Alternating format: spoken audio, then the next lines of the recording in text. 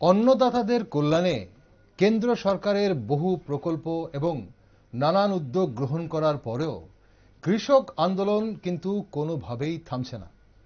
চলতি বছরের 13 ফেব্রুয়ারি থেকে শুরু হওয়া দিল্লি চলো অভিযান মাঝে কিছুদিনের জন্য স্থগিত রাখা হলেও আবারও বিক্ষোভের মাত্রা বাড়ানোর পরিকল্পনা করছে অন্নদাতারা। তারই অঙ্গ হিসেবে 6 মার্চ দিল্লি চলো এবং 10 মার্চ দেশব্যাপী রেল রোকোর ডাক দিয়েছেন সংযুক্ত কিষাণ মোর্চা। যতদিন না তাদের দাবি পূরণ হচ্ছে ততদিন কৃষকদের আন্দোলন চলবে বলে জানিয়েছেন কৃষক নেতৃত্ব। এমএসপির লিগ্যাল গ্যারান্টি এবং ঋণ মকুব সহ নানান দাবি নিয়ে কৃষকরা আবার পথে নেমেছে। এখানে উল্লেখ্য, চলতি বছর শুরু হওয়ার এই যে আন্দোলন শুরু হওয়ার কিছুদিনের মধ্যেই প্রাণ হারিয়েছেন বছর 21-এর এক কৃষক। একদিকে কৃষকরা যেমন তাদের দাবি আদায়ে দিল্লিমুখী হয়েছেন, অন্যদিকে কৃষকদের আটকাতে পুলিশ প্রশাসন নিচ্ছেন কঠোর পদক্ষেপ। সরকারের সাথে বারবার কৃষক নেতৃত্বের আলোচনায় কার্যত কোনো সমাধান সূত্র বের হয়নি এখনো। তাই ফের দেশ জুড়ে কৃষকদের 6 মার্চের মধ্যে দিল্লি পৌঁছবার ডাক দেওয়া হয়েছে। 10 মার্চ হতে চলেছে দেশব্যাপী রেল রোকো। এখন প্রশ্ন হচ্ছে, বর্তমানে কৃষকদের দাবিগুলো কি কি, যা আগে ছিল এখনো কি সেই একই দাবি নিয়ে কৃষকরা আন্দোলন করছেন? তাদের দাবিগুলো কতটা যুক্তিসম্মত? যদি যুক্তিসম্মত হয় তাহলে সেই দাবি পূরণে অন্তরায় কোথায়? তাছাড়া এই আন্দোলনে দেশের বিভিন্ন রাজ্যের কৃষকরা কি অংশগ্রহণ করছেন, নাকি এবারের আন্দোলনে শুধু পাঞ্জাবের কৃষকদের মধ্যেই সীমাবদ্ধ? প্রশ্ন অনেক। লোকসভার মুখে কৃষক আন্দোলন কি রূপ নিচ্ছে সেই দিকে তাকিয়ে আছে গোটা দেশ। তাই কৃষক আন্দোলনের নানান দিক নিয়ে বিস্তারিত জানতে আমাদের আজকের এই বিশেষ টকশো।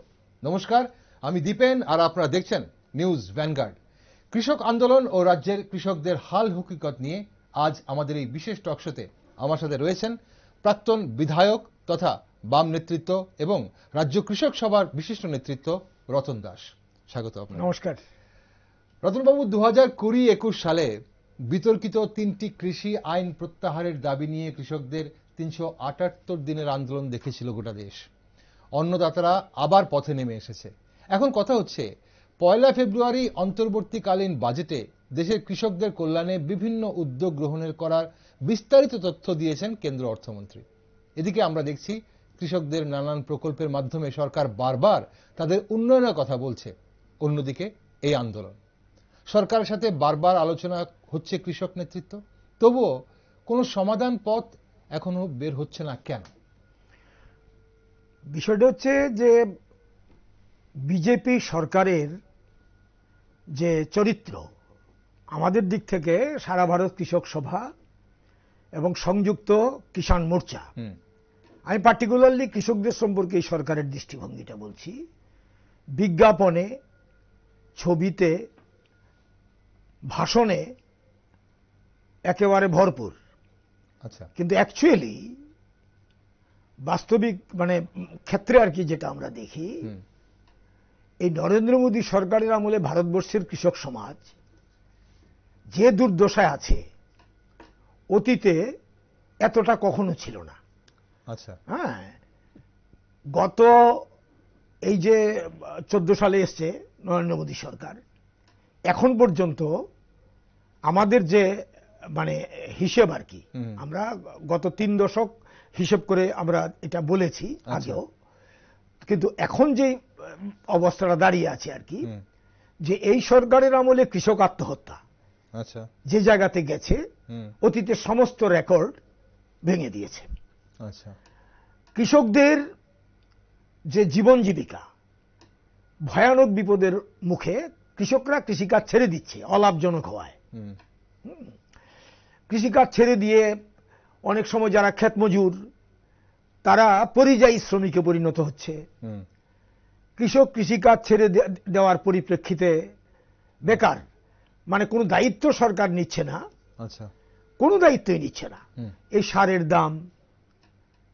সারের দাম প্রতি বছর 5% থেকে 10% পর্যন্ত বাড়ছে সারের দাম। তারপরে ইনপুটস, কৃষিকাজ করতে গেলে যা যা বিষয় লাগে, প্রতিটির দাম বেড়েছে।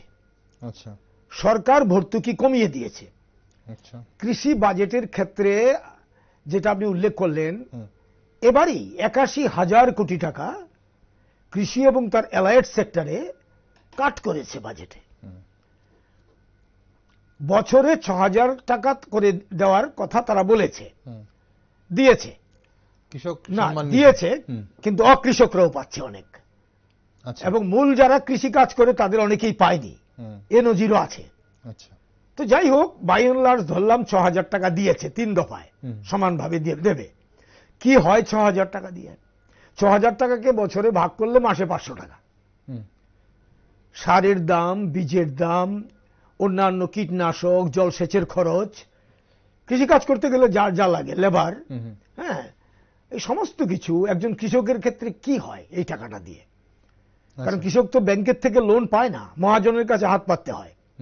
ফসল করলো, তারপরে আছে খরা, প্রাকৃতিক দুর্যোগ, ফসল মার খেয়ে গেল, আর ফসল মার না খেলে বাম্পার ফসল হলো, উল্টোটা ভালো ফসল হলো, কিনবে কে এই ফসল? দাম পড়ে যাচ্ছে, পচনশীল, স্টোর করা যাচ্ছে না, হিমঘর নেই, থাকলে পরে সেখানে যে চার্জ লাগে দিতে পারে না, সরকারি হিমঘর নেই, প্রাইভেটাইজেশন আছে, তারপরে সেখানে যারা ফরিয়ারা আছে তারা কম দামে কৃষকদের কাছ থেকে এগুলো কিনে গুদামজাত করে পরে দাম বাড়িয়ে বিক্রি করে। পেঁয়াজের ক্ষেত্রে, আলুর ক্ষেত্রে আমরা হরদম দেখছি ৪ টাকা ৫ টাকা কেজি পেঁয়াজ নাসিক। সেই পেঁয়াজ আমরা কিনছি, বা যেই কৃষক উৎপাদন করছেন তিনিও কিনতে বাধ্য হচ্ছেন ৪-৫ মাস ৬ মাস পরে ৪০ টাকা, ৫০ টাকা, ৬০ টাকা, ৭০ টাকা, ৮০ টাকা। কোনো নিয়ন্ত্রণ নেই মার্কেটের উপর। পরবর্তী সময়ে কৃষক পাচ্ছে না। তাহলে এই যে একটা অবস্থা কৃষকদের জীবনে, এটা ভয়ানক। তারপরে বিদ্যুতের মাসুল বাড়িয়ে দিয়েছে, তেলের দাম বেড়েছে।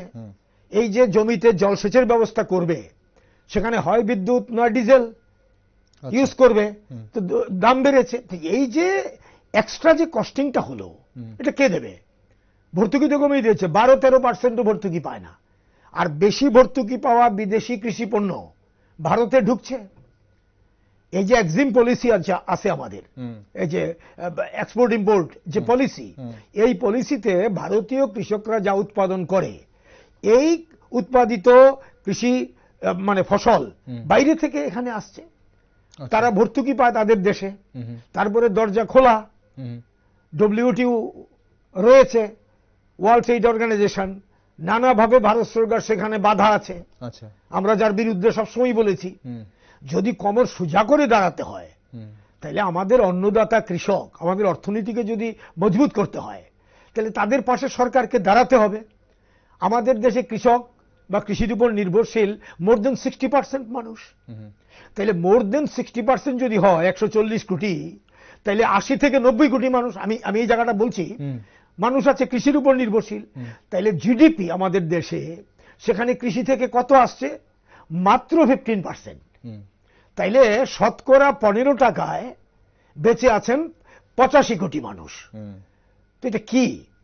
তারপরে তারা বলছেন তারা কৃষকের আয় দ্বিগুণ করবেন।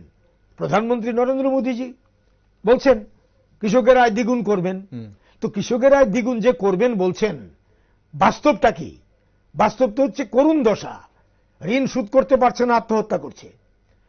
এটা অস্বীকার করার কোনো জায়গা নেই, তথ্য কথা বলে, ওদেরই তথ্য। ঠিক, আপনি অনেকগুলো কথা বললেন, অভিযোগ আনলেন, এবং এগুলো আমরা সবসময় শুনি। আপনি প্রথম আনলেন, ব্যাপারটা এরকম নয়, এগুলো সবসময় শোনা যায় এবং বিরোধীদের মুখে সেটাই শোনা যায়। কিন্তু কথা হচ্ছে যে আপনি যে কথাগুলো বলছিলেন, এখানে তো একটা মনে হচ্ছে তাহলে গোটা দেশের কৃষকরা একটা দুর্বিষহ অবস্থার মধ্যে দিন যাপন করছে। ওকে, তাহলে এখন এই বর্তমান কৃষকদের দাবিগুলো কি? আমরা যদি আন্দোলনটার দিকে একটু চোখ রাখি এই মুহূর্তে, আমরা সেই যে বলছিলাম 2020-21-এর যে আন্দোলন, সেই এতদিনে 378 দিনের আন্দোলন শুধু দেশ নয়, গোটা পৃথিবী দেখেছে, এবং সেখানে 3টে বিতর্কিত আইন যেগুলোর প্রত্যাহারের দাবিতে আন্দোলন ছিল, এবং সে দাবিগুলো প্রত্যাহার করা হয়েছে। এখন বর্তমানে কৃষকদের দাবিগুলো কি কি এখানে, আর এই দাবিগুলো কতটা যুক্তিসম্মত বলে মনে হয়? যদি যুক্তিসম্মত হয়, তাহলে সেগুলো সরকার মেনে নিতে পারছেন না কেন? বাধাটা কোন জায়গায়? কৃষকদের দাবিগুলি যুক্তি নেই, এই কথা কেন্দ্রীয় সরকারও বলতে পারছে না। আচ্ছা, তাহলে মানতে পারছে না, কেন্দ্রীয় সরকারও এগুলো বলতে পারবে না। এই যে আমাদের লড়াইটা, এই লড়াইটা তো কালকের লড়াই না। এই লড়াইটা শুরু করেছি আমরা 2015 থেকে। আচ্ছা, নরেন্দ্র মোদী সরকার 14 সালে আসার পরে 1 বছর পরেই অর্ডিন্যান্স জারি করেছিল 3খানা। এগুলো পাস করানোর জন্য পার্লামেন্টে বহু চেষ্টা করেছে, 3বার এনেছে এই অর্ডিন্যান্স ভূমি সংক্রান্ত ব্যাপারে। তখন আমরা একটা সংগঠন তৈরি করেছিলাম, আমরাও ছিলাম কৃষক সভা এই সংগঠনে, সেটা ছিল ভূমি অধিকার আন্দোলন, BAA। ওই ভূমি অধিকার আন্দোলনে 100টি সংগঠন ছিল, 50 থেকে 100টি সংগঠন। আমরা বলেছিলাম এই অর্ডিন্যান্স পাশ করানো যাবে না, কিন্তু তারা বদ্ধপরিকর, তারা পাশ করাবে। কিন্তু সব মিলে ভারতবর্ষের বিরোধী দলগুলো বা বিভিন্ন সংগঠন, শ্রমিক, কৃষক সহ অন্যান্য অংশের মানুষ, অন্নদাতা কৃষকদের পাশে দাঁড়ায়। তখন আমরা সেই অর্ডিন্যান্সের কপি পুড়িয়েছিলাম এবং মন কি বাত অনুষ্ঠানে প্রধানমন্ত্রী বক্তব্য রাখতে গিয়ে শেষ পর্যন্ত মাথা নত করতে বাধ্য হন, সেই অর্ডিন্যান্স পাশ করাতে পারেনি। এর পরবর্তী সময়ে আমরা লক্ষ্য করি এই যে 3টা কৃষি আইন আনেন, এবং তখন কোভিড চলে এলো, 3টি কৃষি আইন এনে সেগুলোকে, কৃষি বিল এনে সেগুলো পাশ করায়। তারপরে সঙ্গে আরেকটা বিল আনে, সেটা হচ্ছে বিদ্যুৎ বেসরকারীকরণ বিল। এটা আমরা অ্যামেন্ডমেন্ট বিল বলছে তারা, আসলে প্রাইভেটের হাতে দিয়ে দেবে। এই সরকারের যে মূল নীতি, এই নীতিটা কি? আমরা যারা কৃষক সভা করি বা যারা বামপন্থীরা, আমাদের বক্তব্য হচ্ছে যে সবকিছুর মূলে হচ্ছে অর্থনীতি। এই সরকারের অর্থনীতি হচ্ছে উদার অর্থনীতি, মানে হচ্ছে প্রাইভেট সেক্টর ম্যাক্সিমাম প্রফিট নেবে। যেহেতু ভারতবর্ষে বিগেস্ট সেক্টর হচ্ছে এগ্রিকালচার, বেশিরভাগ মানুষ তার সঙ্গে যুক্ত, যদিও জিডিপিতে 15% তার কন্ট্রিবিউশন, এখন 1991 ছিল 35%, কমতে কমতে 15% গেছে এখন। ইন স্পাইট অফ দ্যাট আমাদের বক্তব্য হচ্ছে যে অর্থনীতির উপরে সবকিছু নির্ভর করে। এই সরকারের অর্থনীতি হচ্ছে বুঝতে হবে pro capital, pro corporate sector তার অর্থনীতি। এখন এই কর্পোরেট সেক্টরের হাতে কৃষিকে তুলে দেওয়ার জন্য, ভূমি তুলে দেওয়া, কৃষিকে তুলে দেওয়া, এখান থেকে যাতে maximum profit corporate sector earn করতে পারে, এটা যাতে এক্সপ্লয়েট করতে পারে, এটা সুযোগ করে দেওয়ার জন্য নরেন্দ্র মোদী সরকার দায়বদ্ধ। যার ফলে নরেন্দ্র মোদী সরকার এই 3টি কৃষি আইন এনে বদ্ধপরিকর ছিল এগুলোকে লাগু করবে, বিলগুলি পাশ করিয়ে। কিন্তু আমরা সারা দেশে 500টি সংগঠন মিলে, উত্তর ভারত, দক্ষিণ ভারত, পশ্চিম ভারত, পূর্ব ভারত, মধ্য ভারত মিলে সমস্ত সংগঠন 500 organisations were incorporated in SKM, Samyukt কিষাণ মোর্চা তৈরি হয়। এই সংযুক্ত কিষাণ মোর্চার নেতৃত্বে আন্দোলন শুরু হয় যে নো পাসারণ, ছাড় দিচ্ছি না আমরা, কোনো অবস্থাতেই এই 3টি কৃষি আইন লাগু করা যাবে না, প্রত্যাহার করতে হবে। তারা 11 বার মিটিং করেছে কৃষক সংগঠনগুলির সঙ্গে, কিন্তু কোনো অবস্থাতেই তারা এই দাবি মানতে রাজি হচ্ছে না। তখন সারা দেশের কৃষক সমাজ, দিল্লির 6টি রাস্তা আছে দিল্লিতে ঢোকার, 6টি রাস্তা ব্লক করে দেয়। 384 দিন 384 দিন সেখানে ছিল তারা, এবং 738 জন প্রাণহানি হয়, শহীদ হন। এই আন্দোলন ইতিহাস সৃষ্টি করেছে, আনপ্রেসিডেন্টেড, হিস্টোরিক্যাল, এবং এই হিস্টোরিক মুভমেন্ট হোল ওয়ার্ল্ডে মানুষের বিবেককে নাড়া দিয়ে যায়। আমেরিকা মহাদেশ থেকে ইউরোপ মহাদেশ সর্বত্র হয়েছে না। এই জায়গাটার মধ্যে আমাদের যে বক্তব্য, এই লড়াইটা ঝড় তুফান, শীত গ্রীষ্ম সমস্ত করেছে, কিন্তু নরেন্দ্র মোদী সরকার তখন বাধ্য হয়েছে, সেকেন্ড টাইম মাথা নত করতে বাধ্য হয়েছে এই 3টি কৃষি আইন প্রত্যাহার করতে।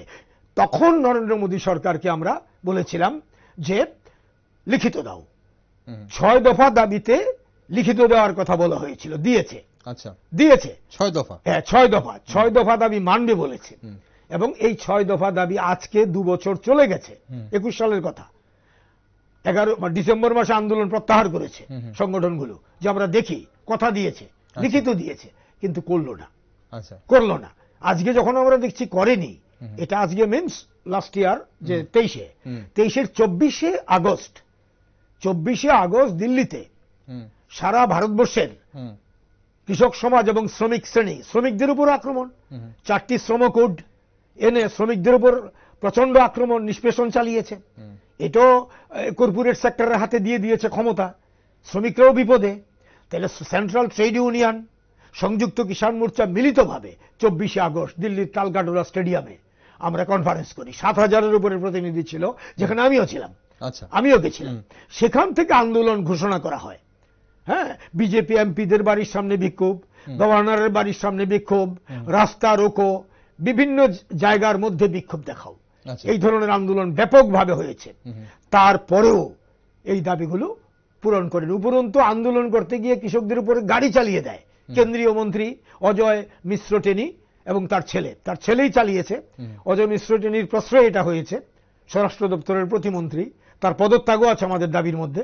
এই সমস্ত দাবি, এমএসপি মানে মিনিমাম সাপোর্ট প্রাইস, যে 6 দফা দাবি ছিল, সেই 6 দফা দাবির মধ্যে কি কি ছিল আপনাদের? MSP legal guarantee. 6 দফা দাবির মধ্যে আমরা পরিষ্কারভাবে যেটা বলেছি সেটা হচ্ছে যে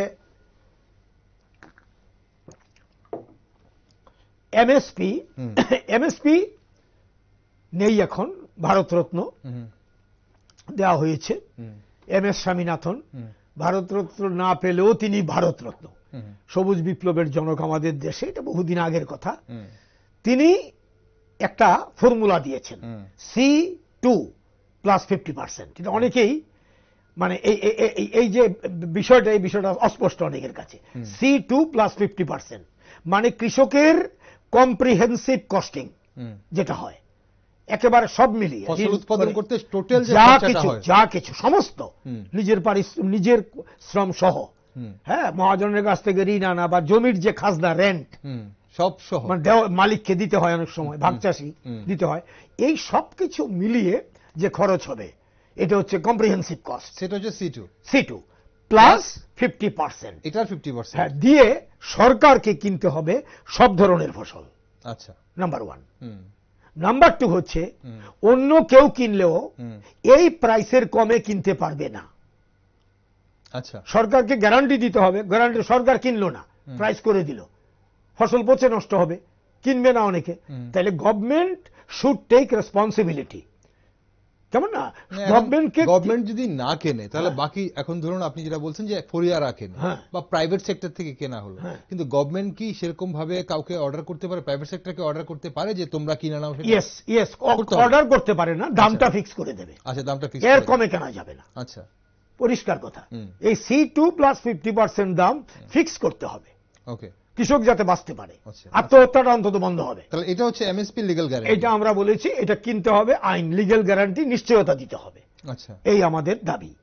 আমরা দাবি করেছি এই যে কৃষকরা আত্মহত্যা করেছে, মারা গেছে, কেন? ঋণ শোধ করতে পারে না বলে। তাইলে আমরা বলেছি লোন ওয়েভার, সব ধরনের ঋণ কৃষকের যে ঋণ আছে কৃষি সংক্রান্ত সমস্ত ঋণ মুকুব করতে হবে। আচ্ছা, মকুব করে দিতে হবে, সরকারকে দায়িত্ব নিতে হবে। ওকে, সেটা ওয়ান টাইম, একবার, আপাতত তাই বলছি আমরা। আচ্ছা, আমরা আপাতত বলছি এই লোনগুলো মুক্ত করে দিতে হবে তাকে এর থেকে। আচ্ছা, হ্যাঁ, ভবিষ্যতে সরকারকে, এর সঙ্গে আমাদের কথা আছে, মিনিমাম ইন্টারেস্টে ন্যাশনালাইজড ব্যাংকস কৃষককে ঋণ দেবে, আচ্ছা, ফর কাল্টিভেশন। এই হচ্ছে কথা, এটা নিতে হবে এবং গভর্নমেন্ট সেই গ্যারান্টি দেবে। আচ্ছা, কৃষকরা তো অবস্থা খুব খারাপ, সে তো এখন যে অবস্থা আছে এই অবস্থা তার পক্ষে সম্ভব না গ্যারান্টি। গভর্নমেন্ট গ্যারান্টার থাকবে, তাকে কম সুদে ঋণ দেবে, ফসল বিক্রি করে সেই ঋণ পরিশোধ করবে, সরকার তার পাশে দাঁড়াবে। দাবি দেশ যদি জনকল্যাণকর সরকার থাকে দেশে, এটা না করে ভারত কৃষি প্রধান দেশ, তাহলে এই সরকার গর্ব করে কোন মুখে? আচ্ছা, আমরা বলেছি এই যে বিদ্যুৎ বিল, বিদ্যুৎ ট্রান্সমিশন, বিদ্যুৎ ডিস্ট্রিবিউশন, এই যে বাড়ি ঘরে তারা বলছে ইলেকট্রনিক্স মিটার বসিয়ে দেবে, বিভিন্ন ভাবে বিদ্যুৎ ক্ষেত্রে, এটা বিরাট ক্ষেত্র, সেক্টর, এই সেক্টরে প্রাইভেটাইজেশন করে দিলে পরে আপনি বুঝতেই পারবো না কোথায় আমাদের শোষণ করা হচ্ছে। প্রিপেইড, পোস্টপেইড, নানাভাবে কৃষককে এসব বুঝবে। তার ইরিগেশনের মেশিন চালাতে হবে, বিদ্যুতের দায়িত্ব সরকারকে নিতে হবে, সেখানে সবটা তার উপর চাপিয়ে দেওয়া এবং এই হিউজ বিল প্রাইভেটাইজেশনের হাতে দিয়ে দিলে পরে কি আসবে, কখন আসবে, কে তার ক্যালকুলেশন করবে, এর কোনো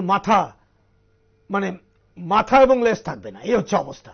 তাহলে আপনাদের বিদ্যুতের সম্পূর্ণ দায়িত্ব সরকারকে নিতে হবে। এই বিলটা এই বিলটা প্রত্যাহার করতে হবে। ওকে, বিদ্যুতের বিলটা প্রত্যাহার করতে হবে, এটা আমরা বলেছি। এটা একটা দাবি আপনাদের, এই 6 দফার মধ্যে একটা দাবি আমাদের দাবি। হ্যাঁ, আমরা এখন 15 দফা রেখেছি। আচ্ছা, এখন 15 দফা চলছে। আচ্ছা, একসঙ্গে আমি বলে দিচ্ছি, আচ্ছা, যেহেতু আপনি বললেন। আমাদের এই 15 দফার মধ্যে আমরা বলেছি যে এই যে শ্রমিক একসঙ্গে, এই আন্দোলনের একটা নতুন ক্যারেক্টার হয়েছে, ওয়ার্কিং ক্লাস, হ্যাভ নটস, তারা এই যে ফার্মার্স, হ্যাঁ, তাদের সঙ্গে পেজেন্ট্রি, তাদের সঙ্গে এক হয়েছে। আচ্ছা, এটা প্রচন্ড ক্ষমতা, প্রচন্ড শক্তি। শহরের শ্রমিক শ্রেণী, গ্রামের শ্রমিক শ্রেণী, ক্ষেতমজুর এবং কৃষক সমাজ এক হয়েছে। কেন? এই 15 দফা দাবির মধ্যে এটা আছে। আচ্ছা, কথাটা আমি বলি। তাহলে একটু ক্লিয়ার করে দিই দর্শক বন্ধুদের যারা দেখছেন। এই যে কৃষক আন্দোলনের যে দাবি আপনি বলছিলেন যে 6 দফা দাবি তখন ছিল, শুরুতে ছিল, যখন 2020-21-এর আন্দোলন। না, তখন আমরা বিভিন্ন সময়ে দাবি সনদে নানা রকম দাবি যুক্ত হয়ে দাবি ছিল। ঠিক, ওকে। তাহলে এই আন্দোলনটা যখন আপনারা করছেন, মানে এখন যেটা 13ই ফেব্রুয়ারি শুরু হলো, 14 তারিখ আমরা দিল্লিতে মহাপঞ্চায়েত হবে। ওকে, 14ই মার্চ হবে না, 13ই ফেব্রুয়ারি থেকে যেটা শুরু করা হলো দিল্লি চলোটা, এখানে কত দফা দাবি? এই 15 দফা দাবি। ওকে, এই 15 দফা দাবিগুলো, এই দাবিগুলির মধ্যে আমরা বলছি 26,000 টাকা। আচ্ছা, হ্যাঁ, কৃষকের আর শ্রমিকদের মজুরি, মিনিমাম মজুরি দিতে হবে। আচ্ছা, 26,000 টাকা। সঙ্গে আমরা বলেছি রেগায় 200 দিনের কাজ 600 টাকা মজুরি দিতে হবে। রেগায়, হ্যাঁ, মহাত্মা গান্ধী, হ্যাঁ, গ্রামীণ কর্মসংস্থান যেটা, এটা আমরা রেখেছি। 26,000 টাকা শ্রমিকদের মিনিমাম মজুরি দিতে হবে। আমরা বলেছি 4টি লেবার কোড বাতিল করতে হবে। আচ্ছা, এই দাবি আমাদের আছে। 4টি লেবার কোড কর্পোরেটের স্বার্থে নেওয়া হয়েছে শ্রমিক শ্রেণীর বিরুদ্ধে, যুদ্ধ ঘোষণার সামিল, এটা বাতিল করতে হবে। আইপিসি, ইন্ডিয়ান পিনাল কোড পরিবর্তন করে তারা এখন যেটা করেছে সেটা হচ্ছে তাদের যে দর্শন, সেই দর্শন হচ্ছে তাদের মনুবাদী দর্শন। একেবারে মানে মানে মানে ভয়ঙ্কর রকমের পশ্চাদমুখী। এটা হিন্দুত্ববাদ প্রতিষ্ঠিত করার জন্য কমিউনালিজমের একেবারে পরাকাষ্ঠা এই মনুবাদী দর্শন। এই মনুবাদী দর্শন অনুযায়ী তারা কিছু ধারা যুক্ত করেছে, এই ধারাগুলো বাতিল করতে হবে। তারা ন্যায় সংহিতা নামে কিছু বিষয় এনেছে, এগুলো বাতিল করতে হবে আমরা বলেছি। আচ্ছা, পরিষ্কার দাবি আমরা রেখেছি। আমরা বলেছি কাজের অধিকার সংবিধানে মৌলিক অধিকার হিসেবে লিপিবদ্ধ করে সেটাকে ইমপ্লিমেন্ট করতে হবে। শুধু লেখা না, এটাকে বাস্তবায়িত, এটাকে ফলো করতে হবে। তার সঙ্গে রিজার্ভেশন থেকে আরম্ভ করে কাজের অধিকার, সবার কাজের অধিকার। ইয়েস, ওকে। এটার সঙ্গে জবস ফর অল। আমাদের এখানে কৃষির সঙ্গে কি সম্পর্ক এই কাজের অধিকার? কাজের অধিকারে শহরে, আচ্ছা, গ্রামে বেকাররা আছে, কৃষক পরিবারের সন্তান, কাজ নাই। আচ্ছা, এমএ পাস করে পিএইচডি করে অটো চালায়, গাড়ি চালায়, হ্যাঁ, তারা অসম্মানজনক কাজ না, তার শিক্ষা জোম্যাটো, খাবার টাবার বিলি করে, হ্যাঁ, অনার্স পাস করে, ইউনিভার্সিটি পাস করে করছে, চাকরির জন্যই তো পড়াশোনা করেছে। কোথায় চাকরি? 2 কোটি বেকারের চাকরি, কোথায় সেই চাকরি? প্রতিশ্রুতি কি ছিল, আজকে কি হচ্ছে সেটা তো বুঝতে হবে, সে তো দেওয়া হয়নি। কাজে আমরা বলেছি কাজ দিতে হবে গ্রামে শহরে, এটা আমরা বলি কাজের অধিকার। হ্যাঁ, নো প্রাইভেটাইজেশন, রেল, বিমান, জাহাজ, হ্যাঁ, তারপরে ব্যাংক, এলআইসি, শিক্ষা, স্বাস্থ্য, এভরিথিং, মানে সর্বক্ষেত্রে এই সরকার, মোদী সরকার দরজা খুলে দিয়েছে প্রাইভেট সেক্টরের কাছে। লুটে নাও, ভারতবর্ষের 140 কোটি মানুষকে লুটে নাও। এই যে আদানি আম্বানি, কয়েকদিন ধরে একটা বিয়ে হচ্ছে, হ্যাঁ, প্রি ওয়েডিং সেরিমনি, কয় হাজার কোটি টাকা খরচ করছে। ভারতবর্ষের গরিব মানুষ খেতে পায় না, কি দশা এই দেশের মানুষের। আর রাম মন্দির উদ্বোধন করতে গিয়ে প্রধানমন্ত্রী যা করলেন, মানুষের বাড়ি ঘর ভেঙে, ডার্ক সাইড নাই, ঢেকে রাখো, দেখাও। আদানি আম্বানি, মোদি প্রধানমন্ত্রী, তার সরকার, ডাবল ইঞ্জিন। আমাদের রাজ্যেও দেখছি সন্তান বিক্রি করছে, কাজ খাদ্য নেই, বাজারে ব্যবসা নেই, হ্যাঁ, মন্দা চলছে। তো এখানে আমরা বলেছি নো প্রাইভেটাইজেশন। আচ্ছা, রাষ্ট্রায়ত্ত ক্ষেত্র বরং বাড়ানো উচিত। এই ক্ষেত্রে পুঁজিপতিদের হাতে দেওয়া যাবে না, বিদেশি পুঁজি, দেশীয় পুঁজি, তাদের কাছে এই ম্যাক্সিমাম প্রফিট মানে মঙ্গাস যারা নিতে চায় তাদের হাতে এভাবে তুলে দিতে চাইছে, রাষ্ট্রকে দায়িত্ব নিতে হবে। আমরা বলেছি কন্ট্রাকচুয়াল যে জব, যেভাবে আজকে অনিশ্চিত, চাকরির কোনো নিরাপত্তা নেই, এভাবে না, স্থায়ী চাকরি দিতে হবে। স্থায়ী চাকরির নিরাপত্তা নিশ্চিত করতে হবে। আচ্ছা। এই দাবি আমাদের আছে। তারপরে আমরা আগেই তো বললাম 200 টাকা মজুরি দিয়ে, হ্যাঁ 200 দিনের কাজ বছরে আমরা বলেছি। আমরা বলেছি পেনশন, ওল্ড পেনশন যেটা আগে পেনশনের যে সিস্টেম, নতুন যে করেছে পেনশনের যে নিয়ম বা আইন করে দিয়েছে পদ্ধতি, এটা উইথড্র করাও, ওল্ড পেনশনে ফিরে যাও, সেটাই ঠিক ছিল আমরা দাবি করছি। এবং ওয়েলফেয়ার বোর্ড করতে বলা হচ্ছে কনস্ট্রাকশন ওয়ার্কারদের জন্য বলা হয়েছে। আরেকটা দাবি আমরা করেছি, এই যে অজয় মিশ্র টেনি, যার ছেলে গাড়ি চাপা দিয়ে খুন করেছে কৃষকদের, শান্তিপূর্ণ কৃষক ফিরে যাচ্ছে, গাড়ি চালিয়ে দিয়েছে তাদের উপর দিয়ে, এই তার ছেলেকে গ্রেপ্তার করো, শাস্তি দাও, আর অজয় মিশ্র টেনিকে কেন্দ্রীয় মন্ত্রিসভা থেকে বরখাস্ত করে বিচারের মুখোমুখি করো। সঙ্গে আমরা বলেছি যতজন শহীদ হয়েছে কৃষক 738 জন, এখন যে চলমান আন্দোলন এখানে মারা গেছেন এখন 5 জন। আচ্ছা, একজন শুভকরণ সিং গুলিতে, শম্ভু না, এটা হচ্ছে আরেকটি শম্ভু বর্ডার, এটা হয়নি, আরেকটি হরিয়ানা পুলিশের গুলিতে, আচ্ছা আরেকটি জায়গাতে হয়েছে। সেখানে দুইটা জায়গা চলেনি, হ্যাঁ গুলি তো চলে, গুলিতে মেরেছে তাকে, আচ্ছা গুলিতেই তো মারা হয়েছে তাকে, শুভকরণ সিং একটা, আর 4 জন মারা গেছে সেখানে এই অবস্থানে বসে মারা গেছে, 5 হয়েছে এখন পর্যন্ত, জানি না এখন অবস্থা কি হবে। তো এই হচ্ছে অবস্থা, এবং তাদের আটকানোর জন্য বিদেশি শক্তির উপর যেমন ভাবে হামলা করা হয় সেভাবে করা হয়েছে, প্যারেকের মতো স্পাইক বসিয়ে দেওয়া হয়েছে রাস্তায়, তারপরে ড্রোন দিয়ে তাদের উপরে, হ্যাঁ এই যে কারানে গ্যাসের সেল ফাটানো হয়েছে, এবং তাদেরকে পুলিশ দিয়ে লাঠিপেটা করা হয়েছে, আগে যেমন করেছে এবারও করেছে। প্রতিশ্রুতি দিয়ে, লিখিত প্রতিশ্রুতি দিয়ে পূরণ করলো না, এই বিশ্বাসঘাতকতার বিরুদ্ধে এখন আন্দোলন হচ্ছে, এখন দমন পীড়ন করছে।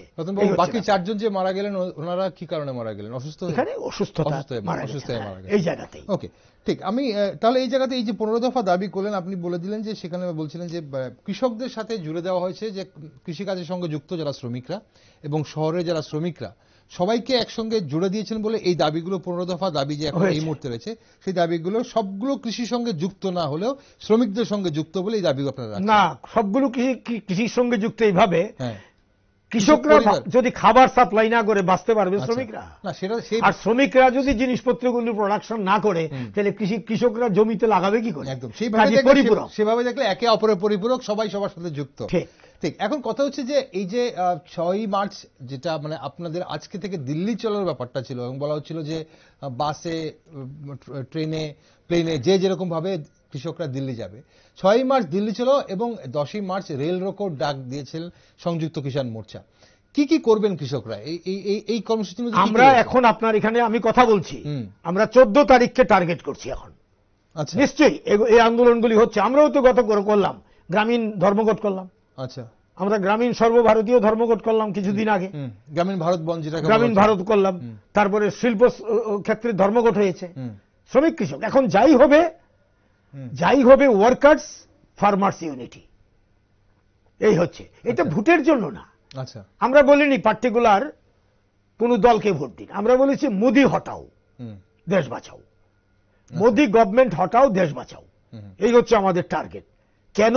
কারণ এই সরকার সর্বক্ষেত্রে ব্যর্থ, এই সরকার যা কথা দেয় একটা কাজ করে। কৃষকদের বন্ধু কোন সরকার ছিল রতন বাবু?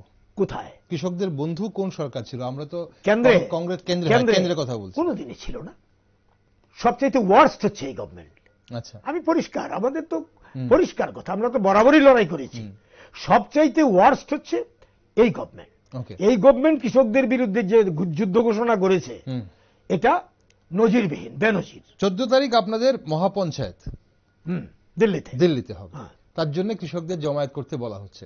এখন এই মুহূর্তে তো দেখা যাচ্ছে যে আমরা অবস্থান করবো আগরতলায়। আচ্ছা, আমরা আন্দোলন ডাক দিয়েছি 11 তারিখ আগরতলায় আমরা অবস্থান করব, ওই সমর্থনে। কি করবেন? আমরা অবস্থান করবো আর কি, অবস্থান আন্দোলন করবো, sit in, okay, mass sit in. এখন কথা হচ্ছে যে এখানে একটা প্রশ্ন আসে, যদি এটা প্রাসঙ্গিক, এটার সঙ্গে এই যে দেশের ভবিষ্যৎ যখন তাদের জীবনের সবচেয়ে গুরুত্বপূর্ণ পরীক্ষায় ব্যস্ত এই মুহূর্তে, কারণ আমরা জানি গোটা দেশে এই মুহূর্তে ক্লাস 10 এবং ক্লাস 12-এর পরীক্ষা চলছে, এবং এই পরীক্ষা দুটোকে জীবনের সবচেয়ে গুরুত্বপূর্ণ পরীক্ষা হিসেবে ধরা হয়। আপনি নিজে সেটা আমার থেকে অনেক বেশি ভালো জানেন। সেই সময়ে দেশের রাজনীতি বা রাজধানীতে বিশেষ করে কৃষক এই যে জমায়েতটা কতটা অসুবিধার মুখে ফেলতে পারে ছাত্রছাত্রী? একেবারেই না, আমরা সবটা মাথায় রেখে করেছি। সেদিন পরীক্ষা নেই। 10 তারিখের কথা বলছেন? না, 11 তারিখ। আচ্ছা, পরীক্ষা না থাকার কথা নেই যদ্দূর আমি জানি, আমরা চিন্তা করেই করেছি। 11 কিন্তু সরকার পক্ষ কি দায়িত্ব পালন করে? আমরা করি, কিন্তু সরকার পক্ষের খবর জানেন? তাদের নেতারা, তাদের মন্ত্রী এমএলএ নেতারা নানা রাজ্যের বিভিন্ন জায়গার মধ্যে রেকর্ড কি করেছে তারা বিভিন্নভাবে। স্কুলগুলির মধ্যে গিয়ে শিক্ষার পরিবেশ আছে ত্রিপুরা রাজ্যে? আচ্ছা, স্কুলগুলির অবস্থা কি? আমরা দায়িত্ব কি শুধু আমাদের? কিন্তু আমরা দায়িত্ব পালন করব। অতীত আমাদের এমন, এখনো এমন, ভবিষ্যতেও থাকবে। না সেটাই, মানে যেহেতু 11 তারিখ আপনারা বলছেন, উইদাউট হ্যাম্পারিং টিবিএসসি সিবিএসসি সব পরীক্ষা চলছে, মাধ্যমিক উচ্চ মাধ্যমিকের পরীক্ষা চলছে। আপনাদের অবস্থান কোনোভাবে ছাত্রছাত্রীদের অসুবিধা করবে না? আমি গ্যারান্টি দিলাম। বন্ধুরা শুনলেন, এখন অনেকেই মনে করছেন যে লোকসভা ভোটের মুখে অন্নদাতাদের এই আন্দোলন সরকারকে চাপে রাখার কৌশল। আপনি বলছেন যে এটা কোনো পলিটিক্যাল এজেন্ডা নেই, আপনারা বলছেন মোদী সরকার হটাও। এখন আন্দোলনটা তো কৃষকদের সরকারের বিরুদ্ধে উস্কানি দেওয়া হচ্ছে বলেও অভিযোগ হচ্ছে। এখন ভোটের মুখে এই আন্দোলন নিয়ে রাজনীতি যতটা হবে ততটা কি কৃষকরা উপকৃত হবে বলে মনে করেন? একটা কথা আমি এখানে বলছি, আমাদের আন্দোলন অবশ্যই পলিটিক্যাল। কে বললো পলিটিক্যাল না? পলিটিক্যাল। মোদী হটাও, দেশ বাঁচাও, পলিটিক্যাল স্লোগান। আচ্ছা, পার্টিকুলার কোন দলকে ভোট দিন আমরা বলিনি, আমরা এখনো বলিনি। আমরা বলেছি কৃষকদের দাবি দেওয়া যারা মানবে তাদেরকে ভোট দিন। আচ্ছা, আমরা ভোট দেওয়ার প্রশ্ন যদি আসে তখন দেখা যাবে। আমরা ভোটের কথাই বলিনি আমরা। আর আমরা যদি সামনে লোকসভা নির্বাচনকে রেখেই যদি আন্দোলন করতাম, তাহলে 15 সাল থেকে আন্দোলন করলাম কেন? আমরা 384 দিন রাস্তায় দিল্লিতে বসে থাকলাম, ত্রিপুরা রাজ্যে আমরা আন্দোলন করলাম ক্রমাগত, আইন অমান্য করেছি। ফায়ার সার্ভিস আপনার প্যারাডাইসে আইন অমান্য, আমরা পুলিশের মার খেয়েছি প্যারাডাইসে। এই জায়গাটা আমি ক্লিয়ার করতেই হবে। কেন ক্লিয়ার করবো এটা? নয়তো এটা রং সিগন্যাল যাবে যে আমরা যদি আজকে ভোটকে সামনে রেখেই আন্দোলন করতাম, তাহলে আমরা গত এই কয়েক বছরের আন্দোলনগুলো করলাম কেন? কৃষকদের স্বার্থে, শ্রমিকদের স্বার্থে করেছি তো আজকে করছি কেন? তেজি করছি কেন আন্দোলনটাকে? কারণ সরকার তুমি কথা দিয়েছিলে তো করবে, তুমি তো বিশ্বাসঘাতকতা করেছো, তুমি রিটেন দিয়েছো, তুমি করছো না। তুমি ভোটের সামনে যাচ্ছ, ভোটের মুখোমুখি হচ্ছে কোন মুখে? আমাদের দাবি সম্পর্কে তুমি বলে যাও কি করবে। তুমি দমন পীড়ন করছো, তুমি আমাদেরকে পাকিস্তানের দালাল বলছো, বিদেশি শক্তির দালাল বলছো কৃষকদের। এটা হতে পারে? নিজের দেশের কৃষকদের তুমি হামলা করছো, তাদের উপরে বদনাম দিচ্ছ। What is this? এই জন্য কৃষক সমাজ এই আন্দোলনটা কনসিস্টেন্টলি করে এসছে। এখন ইভেন্চুয়ালি হচ্ছে কি সামনে ভোট, ভোটের মুখে তেজি ভাবটা এসছে তাদের কারণে। তো তারাই তো আনতে বাধ্য করলো, তারা মানলো না তো লিখিত প্রতিশ্রুতি। ওকে, এখন এখানে কথা হচ্ছে যে অনেকেই বলছেন, আমরা একটু আন্দোলনে ফিরে যাই, এবং যে আপনাদের ইস্যুটা যেটা সবচেয়ে বড় ইস্যু, যে এমএসপির লিগ্যাল গ্যারান্টি এবং কৃষকদের এই যে ঋণ মুকুবের ব্যাপারটা তো অবশ্যই রয়েছে। কিন্তু এমএসপির গ্যারান্টির কথা যখন আপনারা বলছেন, এবং আপনি যেটা বললেন যে C2+50, এটা MS ভারতরত্ন MS স্বামীনাথনের ফর্মুলা। এখন কথা হচ্ছে যে MS স্বামীনাথন, অনেকেই বলছেন যে MS স্বামীনাথন তো ওনার রিপোর্টে অনেক কিছু প্রস্তাব করেছিলেন। এখন সেখানে বলা হয়েছিল যে কৃষিক্ষেত্রে ডাইভার্সিফিকেশন আনার কথা উনি বলেছিলেন। অনেক বাকি এরকম আরো, আমি হয়তো এই ব্যাপারে মানে এক্সপার্ট নই, এক্সপার্টরা অনেক কিছু বলেন। তো এখন বলছে যে সেইগুলো মানা হচ্ছে না, শুধু এমএসপিটাকেই শুধু ধরা হচ্ছে। সবগুলো ধরছি, ধরলেতেই সরকার একেবারে দেউলিয়া হয়ে যাবে। আচ্ছা, MS স্বামীনাথন যে প্রস্তাবগুলো রেখেছেন, এটা যদি আমরা সব ধরি তাহলে তো কথাই নেই। এই সরকার শুধু এমএসপিটা মানতেই রাজি না। স্বামীনাথন কমিশনের সুপারিশগুলি যদি একে একে আমরা ধরি, তাহলে তো এই সরকার একেবারে এক্সপোজ হবে জনগণের কাছে, একেবারে বিচ্ছিরি ভাবে। আমরা তো অত কথাতে যাচ্ছি না। আমরা বলেছি এমএসপিটা অন্তত মানুন, দেশের কৃষক আত্মহত্যাটাকে বন্ধ করুন। এই যে বলা হচ্ছে দায়িত্ব নিন। একই জমিতে 4 বার 4 রকম ফসল চাষ করলে কৃষকের একটা ফসল বেশি হচ্ছে না, বারবার হচ্ছে না। আপনি তো ত্রিপুরার মানুষ, আপনি জানেন কি অবস্থা আছে আমাদের সারের অবস্থা। আচ্ছা, এক ব্যাগ সারের দাম কত % দাম বেড়েছে? তারপরে সারের কোয়ালিটি, সারের সাপ্লাই আছে নাকি? নেই তো। ধানই তো করা যায় না। ত্রিপুরার যে 70% প্রায় জমি এবার খিল গেছে। গত প্রোডাকশন করানো যায় না তো, বিভিন্ন ফসলি জমি পড়ে আছে তো, অলাভজনক তো, বলছি তো সেটা। গভর্নমেন্ট কোনো দায়িত্ব না নিলে পরে যা হয়, তো তারা ডাইভার্সিফিকেশন করবে। এখন বলছে মহারাষ্ট্রের কৃষকরা ডাইভার্সিফিকেশন করছেন, এত উন্মাদও বিশ্বাস করবে না, সবাই যাচ্ছে। আচ্ছা, তারা কি চাইছে? হোল ইন্ডিয়া থেকে ফার্মার্সরা দিল্লির চারিদিকে 6 দিকে গিয়ে বসেছে। এখন তো অনেকেই তো বলছেন যে এবারের আন্দোলন শুধু মানে পাঞ্জাব ছাড়া অন্য কোন রাজ্যের কৃষকরা ঠিক সেভাবে সক্রিয় ভূমিকা নিতে দেখা যাচ্ছে না। আরে এটা তো এভাবে কলও আমরা দিইনি, সারা দেশ থেকে আসুন, আচ্ছা, বলা হয়নি তো। এটাকে এইভাবে ডাইলিউট করে দেওয়ার সুযোগ নেই না। এই যে নরেন্দ্র মোদী সরকারের টার্গেট হচ্ছে 10ই মার্চের যে রেল রোকো সেটা দেশব্যাপী হবে, এবং 6ই মার্চ আজকে থেকে যে কৃষকদের জমায়েত হতে বলা হয়েছে, আপনি যেটা বলছেন 14ই মার্চ, আমি বলছি সেটা কি দেশব্যাপী কৃষক? আমি বলছি সংযুক্ত কিষাণ মোর্চার মধ্যে ভাঙন ধরানোর জন্য তারা চেষ্টা করছে এখন। আচ্ছা, বিভিন্ন রকমের প্রলোভন দেখিয়ে। আচ্ছা, নরেন্দ্র মোদী সরকার বিভিন্ন রাজ্যের সরকারগুলি যেভাবে দখল করতে চাইছে, এমএলএ কিনে, এমপি কিনে, একদলীয় শাসন কায়েম করার জন্য, এখন তো বিভিন্ন ক্ষেত্রে মোস্ট করাপ্ট গভর্নমেন্ট। এই যে ইলেকটোরাল বন্ড আজকে 6 তারিখ, এই আলোচনাটা আসুন না। আজকে সুপ্রিম কোর্ট বলেছিল আজকের মধ্যে স্টেট ব্যাংক ইলেকটোরাল বন্ডের হিসাব দাও, কে কত টাকা পেয়েছে বিভিন্ন দল। এখন পর্যন্ত দিয়েছে বলে আমার কাছে তথ্য নেই, আপনার কাছে আছে কিনা জানি না। আজকে লাস্ট ডে, প্রকাশ হবে হয়তো, আজকে লাস্ট ডে। সুপ্রিম কোর্টের কাছে আবেদন জানিয়েছে স্টেট ব্যাংক জুন মাস পর্যন্ত টাইম দিতে, 142 দিন না 45 দিন। কি ব্যাপারটা কি? একটা বাটন টিপ দিলে 20 সেকেন্ডের মধ্যেই তথ্য পাওয়া যায়। কেন দিচ্ছে না? বিজেপি হাজার হাজার কোটি টাকা ব্ল্যাক মানি গোপনে বিভিন্ন কর্পোরেট সেক্টর দিয়েছে, আমরা নিইনি বামপন্থীরা। না আমি সিপিআইএম যদি বলেন আমরা কৃষকে থাকি, সিপিআইএম অ্যাকাউন্টই খুলে নেই। আচ্ছা, সেটা নিয়ে আমরা অন্যদিন আলোচনা করব। এই জায়গা থেকে তো এই আলোচনাটা আসছে। না, এই যে বলা হচ্ছে বারবার তারা ভাঙন ধরানোর চেষ্টা, এই যে অভিযোগ করা হচ্ছে, এটা সত্যি কিনা যে শুধু পাঞ্জাবের কৃষকরাই এবারের যে আন্দোলনটা, পাঞ্জাবের কৃষকরাই, সংযুক্ত কিষাণ মোর্চা এই আন্দোলনের আহ্বান করেছেন ঠিক আছে, কিন্তু পাঞ্জাবের কৃষকরাই সক্রিয় ভূমিকা পালন করছেন, হরিয়ানা, উত্তরপ্রদেশ, মধ্যপ্রদেশ, না ঠিক না, তামিলনাড়ু, পশ্চিমবঙ্গের কৃষকরা এই আন্দোলনে যাচ্ছেন না। ঠিক না, ঠিক না, আমরা আছি। আচ্ছা, 100 রাজ্যে আন্দোলন হচ্ছে। আচ্ছা, সবাই দিল্লি যাচ্ছে না, নিজের রাজ্যে আছে? ইয়েস, দিল্লি যারা পারবে তারা যাবে, কলটা এমন ভাবেই দেওয়া আছে। ওকে, রাজ্যের কৃষকরা এই আন্দোলনের সাথে কিভাবে আপনারা যুক্ত হচ্ছেন? আপনি বললেন যে 11ই মার্চ আপনারা এখানে অবস্থান করবেন। এখন এখানে তো বলা হয় যে রাজ্যে সে অর্থে বড় কৃষক যেমন আমরা পাঞ্জাব, হরিয়ানাতে দেখি বা উত্তরপ্রদেশে দেখি, সেই মাপের কৃষক রাজ্যে নেই, মাঝারি এবং বেশিরভাগই ক্ষুদ্র কৃষক।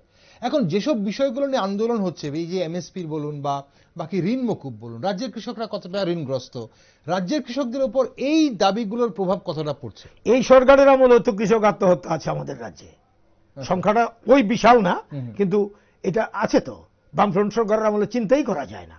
আর এই 15 দফা দাবির মধ্যে তো আমাদের রাজ্যের কৃষকরাও পড়ে, ফলে আমাদের নিজেদের দাবি তো এগুলো, এই দাবি তো আমরা লড়ছি। এবং এটা হচ্ছে আমাদের মানে আমাদের যে লড়াইটা এখানে, এটা হচ্ছে সংহতি সূচক। যে লড়াইটা উত্তর ভারতে লড়া হচ্ছে, হোল ইন্ডিয়াতে যারা যারা আমরা লড়ছি, তারা হচ্ছে সংহতি সূচক আন্দোলন। এই আন্দোলনে আমরা বলেছি যে অ্যাজ ম্যাক্সিমাম নাম্বার, তার মধ্যে অ্যাজ ম্যাক্সিমাম অ্যাজ পসিবল তার মধ্যে ইনভলভ করা, পার্টিসিপেট করা এই সরকারের বিরুদ্ধে, এই সরকারের এই নেতিবাচক বিশ্বাসঘাতকতা। উত্তর ভারতের যে বাকি রাজ্যগুলো আছে সেখান থেকে যাবে যেখান যেখানে সম্ভব। ঠিক আছে, সেদিকে অবশ্যই আমরা নজর রাখবো এবং সেখানে দর্শক বন্ধুরা হয়তো জানবেন। এখন কথা হচ্ছে যে এবারে যে রাজ্যের বাজেট হয়েছে, এই বাজেটে কৃষিক্ষেত্রে বরাদ্দ বেড়েছে। 2023-24-এ সেটা 5.19% ছিল, এবার 6.19% করা হয়েছে। কৃষিতে এবার বরাদ্দ 1721.94 কোটি টাকা। এটা এবং এখানে তার সঙ্গে আরো কিছু জুড়ে দিই আমি, যে কৃষি গবেষণা কেন্দ্র নির্মাণ করা হবে, যুবরাজনগর এবং পুরনো আগরতলায় 2টি নতুন কৃষি মহকুমা স্থাপন করা হবে বলা হয়েছে। সব মিলিয়ে কৃষকরা কতটা উপকৃত হবেন বলে মনে করেন? দেশের কথা পত্রিকা না, সন্দন বিভিন্ন পত্রিকা আরো আছে, দেশের কথা তো আছেই। কি লিখেছে বিধানসভায়, তথ্য থেকে কি আসছে, বাজেট গেল তো প্রশ্নোত্তর পর্বে, কি সবকিছু মিলিয়ে কি দেখা যাচ্ছে যে 19,000 কোটি টাকা প্রায় গত 4 বছরে এই সরকার 23% খরচ করতে পারেনি। তো এরকম হাই হোপস, এরকম বিশাল বিশাল কথাবার্তা, ডাবল ইঞ্জিন, আমরা তো বলেছি সরকার জুমলা সরকার। এই সরকার জনগণের জন্য কিচ্ছু করবে না, মিথ্যে কথা ছাড়া। লিখে রাখতে অসুবিধা কি আছে? খরচ করবে না। টাকা কোথায়? বলবে তো ওদের তো ডাবল ইঞ্জিন, তো টাকা তো ফিরে যাচ্ছে। এই টাকা যারা খরচ করতে পারে না তারা টাকা আনবে কি করে? এই তো অবস্থা। না, এটা আমার কথা, এই তো আমি নিয়ে এসেছি। না, এখানে আপনি তো কৃষি ক্ষেত্রে ম্যান পাওয়ার কোথায়? আচ্ছা, একটা কথা বলি, আমরা কৃষি ক্ষেত্রে এগ্রিকালচার খরচ না করার কারণটা কি? না, এগ্রিকালচারে ম্যান পাওয়ার কোথায়? আমরা তো গেলাম, আমি একটু বলে দিচ্ছি। এই যে লাস্ট কটা 3টা প্রাকৃতিক দুর্যোগ গেল, আমরা মিনিস্টারের কাছে গেছি, হ্যাঁ, আমরা সেখানে ডাইরেক্টরের কাছে গেছি, সাব ডিভিশনগুলির মধ্যে, জেলাগুলির মধ্যে অফিসারদের কাছে গেছি যে আপনারা কৃষকদেরকে সাহায্য করুন। বাজারের অবস্থা খুব খারাপ, সবজি নেই, ফসল মার খেয়ে গেছে, কৃষক গালে হাত দিয়ে বসে আছে, কি করব? এখন তো পুনর্বার ফসল করার অবস্থা আমার নেই। এইটা অবস্থা। এবার মার্কেটটার দিকে তাকালে আপনিও বুঝতে পারবেন, গেছে শোচনীয় অবস্থা। একটা টাকা সাহায্য করলো না এরা। এবং শুধু তা না, এই যে দপ্তরের যে আধিকারিক, তাদের কাছে গিয়ে বললে যা বুঝতে পারি, লোক নেই। কাজ করার লোক নেই। ফসল যোজনা বলে প্রকল্প চলছে কৃষকদের জন্য, প্রায় অনেকগুলো কেন্দ্রীয় প্রকল্প চলছে, সেগুলোর আওতায় কি কৃষকরা সাহায্য পান না? কৃষকরা কিচ্ছু পাচ্ছে না। আমি বলছি 6,000 টাকার কথা বলেছি আমি আগেই। সেটা কৃষক 500 টাকা কি হয় এটা দিয়ে? আচ্ছা, তাছাড়া কি আছে? কিছু আছে?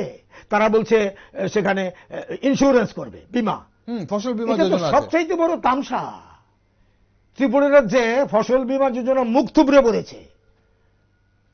নরেন্দ্র মোদী সাহেবের মানে ডাবল ইঞ্জিন ত্রিপুরাতে, হোল ইন্ডিয়াতে মুখ থুবড়ে পড়েছে। এটা গাল ভরা বুলি ছাড়া আর কিছুই নয়। এই যে ফসল বীমা যোজনা, এটা কর্পোরেট সেক্টর এখান থেকে পয়সা হাতিয়ে চলে গেছে, ত্রিপুরা থেকেও টাকা তুলে চলে গেছে, কৃষকরা তার কোনো সুবিধা পায়নি। তারা মুখে বলে চলেছে এটা অ্যান্টি ফার্মার, একটা communal anti farmer government, anti workers government. এই গভর্নমেন্টের বিরুদ্ধে আমরা গোটা দেশের ধর্মনিরপেক্ষ গণতান্ত্রিক জনগণের কাছে আবেদন জানাচ্ছি, আপনারা আসুন আমাদের আন্দোলনের পাশে দাঁড়ান। ওকে রতনবাবু, একটা শেষ প্রশ্ন। আপনি যেভাবে এই মুহূর্তে বললেন অ্যান্টি ফার্মার, অ্যান্টি ওয়ার্কার্স, এখন কথা হচ্ছে যে এত কিছুর পর কৃষকরা বা শ্রমিকরা সবাই তো এই সরকারকেই বেছে নিচ্ছে, রাজ্য বেছে নিয়েছে, কেন্দ্র বেছে নিয়েছে। রাজ্যে বেছে নিয়েছে। এই সরকারকে যদি বেছে না নেয় তাহলে কাকে বেছে? 50 থেকে 51%। এই তো খুলে দিলেন দরজা, আলোচনা শেষ হবে না তো তাইলে। 50 থেকে 51% ভোট থেকে নেমে এসে 39। কার্যত যদি দ্বিতীয় বেলায় সন্ধ্যা রাতের দিকে যদি বিরোধী পোলিং এজেন্টরা বুথের ভেতর থাকতো, বিজেপি মনে করে কেউ জানে না, 39%, এটা 25%ও টিকতো কিনা সন্দেহ আছে। আচ্ছা, টোটালি একটা unsuccessful government, anti people government. Okay, আপনি একেবারে পরাজিত। আপনি বলবেন কিভাবে এলো? না, কিভাবে এলো এটাও তো জানেন। সমীকরণ, এই বিশ্লেষণ তো একদম নতুন ভাবে আপনি আনলেন। কিভাবে এলো? না, নতুন ভাবে কি? বিজেপি কার্যত 39%ও ভোট পেত না। না, সেটাই 39% পেয়েছে এতদিন ধরে আমরা শুনে এসেছিলাম। সেটার জন্য একটা অন্যরকম একটা অভিযোগ আপনারা করছিলেন যে ভোট সেখানে কাটাকাটি হয়েছে, তার জন্য বিজেপি পেয়েছে। কিন্তু আজকে আপনি যেটা বললেন সেটা একদমই নতুন একটা তথ্য। একদম নতুন, সেটা নিয়ে একদিন অবশ্যই আমরা আলোচনা করতে পারব। আমি বলছি কথাটা বলে যাচ্ছি আবার, এটার মধ্যে ভুল বুঝাবুঝির কোনো সুযোগ থাকবে না। বিজেপি গভর্নমেন্ট তারপরেও আসতো না যদি না মথা ওই জিনিসটা করতো। না, সেটা তো এটা ঠিক, সেটা ছিল প্রথম অভিযোগ। এটা থেকে সরে যাওয়ার অভিযোগটা অন্যরকম। আজকের অভিযোগটা পরিষ্কার করে দিচ্ছি আবার, কার্যত বিজেপি গভর্নমেন্ট 39% ভোট নিয়ে আসেনি। কার্যত বিজেপির ভোট আরো কম হতো। ওকে, আমরা যখন নির্বাচনের কথা বললাম তাহলে আরেকটু আমি একটা উদাহরণ দিই আপনাকে। ইটভাটার আগুন দেখেন তো, ইটভাটার উপরে বোঝা যায় না, নিচে দামানল। ভোটটা হয়েছে এমন শান্তিপূর্ণ ত্রিপুরাতে গত বিধানসভা। আচ্ছা, আমরা তো বহু জায়গার মধ্যে এজেন্ট দিতে পারিনি, তারপরেও আগরতলা শহরে পারিনি। ওকে, বিভিন্ন জায়গার মধ্যে পারা যায়নি। ওকে, আমরা একটু লোকসভা ভোটের দিকে দেখি। আমরা মানে শেষ পর্যন্ত রাখতে পারিনি আর কি। না, বুথের মধ্যে বুঝতে পেরেছি। আমরা যেহেতু নির্বাচনের কথা বলছি, লোকসভা ভোটে আপনারা 2টো আসন লড়াই করছেন, ইন্ডিয়া জোট 2টো আসন লড়াই করছে। আমি এটা তো মানে কি আপনাদের মধ্যে আলোচনা কি চলছে? আমি তো এখানে এসেছি কৃষক সভা। যেহেতু আমরা নির্বাচনের কথা বলছিলাম, তার জন্য ভাবলাম আপনি যদি জানেন তাহলে নিশ্চয়ই আমাদের একটু বলতে পারবেন। না, আমি এখানে এসেছি কৃষক সভার কথা বলতে। আপনি যদি এর বাইরে গিয়ে আমাকে, আমার তো আলাদা একটা পরিচয় আছে, না সেটা, সেই পরিচয়ে যদি কথা বলতে বলেন তাইলে 2-4 কথা বলতে। না, সেটাই আমরা জানতে চেষ্টা করছিলাম যে কি বামফ্রন্ট কি করছে, বামফ্রন্ট কি যাচ্ছে কংগ্রেসের সঙ্গে ইন্ডিয়া জোটে এবং কেন্দ্রে যেটা মানছে সেটাই মানছে, নাকি নিজের রাজ্যে, কেন অনেক জায়গাতে বলা হচ্ছে নিজের রাজ্যে অবস্থান ঠিক রাখছে। আপনি যে প্রশ্ন করলেন এর উত্তরটা সিপিআইএম এবং বামফ্রন্টের নেতৃবৃন্দ দেবেন। আচ্ছা, আমি যতদূর দিতে পারছি, কথা বলতে পারছি, এটা হচ্ছে ইন্ডিয়া জোট না, ইন্ডিয়া একটা মঞ্চ, হ্যাঁ, এই মঞ্চে আমরা আছি, আমরা সেখানে যাই, আমরা কথা বলি, রাজ্যে রাজ্যে এক এক রাজ্যে এক এক রকম হবে।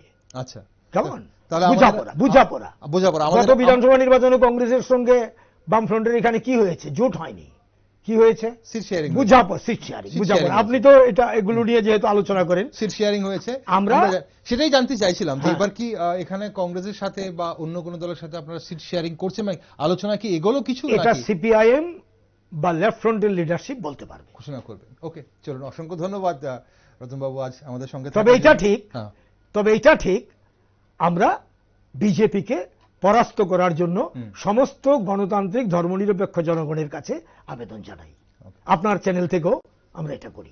রতনবাবু, তাহলে আমরা আপনার কাছে যেটা শুনলাম সেটা হচ্ছে যে 11 তারিখ 11ই মার্চ আপনারা অবস্থান করছেন, সেটা দিল্লির এই যে কৃষক আন্দোলন তাকে সমর্থন জানিয়ে আপনারা এখানে অবস্থান করছেন, এবং 14ই মার্চ দিল্লিতে জনসভা হচ্ছে, মহাপঞ্চায়েত হচ্ছে, কৃষকদের মহাপঞ্চায়েত হচ্ছে। অসংখ্য ধন্যবাদ আপনাকে আজ সঙ্গে থাকার জন্য। তবে আপনাকেও ধন্যবাদ। কৃষকদের নিয়ে যারা শুনলেন তাদেরকেও নমস্কার জানাই। দর্শক বন্ধুরা, 2021 সালে সরকার 3টি বিতর্কিত কৃষি আইন প্রত্যাহার করে নিলেও ফসলের ন্যূনতম সহায়ক মূল্য সহ আরো বেশ কিছু দাবিতে আবার পথে নেমেছে কৃষকরা। গোটা দেশ সেদিকে তাকিয়ে রয়েছে। তবে যে কোনো দিন নির্ঘণ্ট ঘোষণা হতে পারে লোকসভা নির্বাচনের মুখে কৃষক আন্দোলন কেন্দ্র সরকারের উপর কতটা চাপ সৃষ্টি করবে তা অবশ্য সময় বলবে। আপাতত সবার নজর থাকছে দেশের বিভিন্ন প্রান্ত থেকে বাসে, ট্রেনে, প্লেনে দিল্লিতে আসা কৃষকদের উপর, আর 10ই মার্চ দেশব্যাপী রেল রোকো কর্মসূচির উপর। তবে তার আগে কৃষকদের সাথে আলোচনা করে সরকার কোনো পদক্ষেপ নেয় কিনা সেদিকে নজর রাখছি আমরা। তাই কৃষক আন্দোলন সহ দেশ দুনিয়ার সব খবর ও টকশো দেখার জন্য আপনারা চোখ রাখুন শুধুমাত্র নিউজ ভ্যানগার্ডে।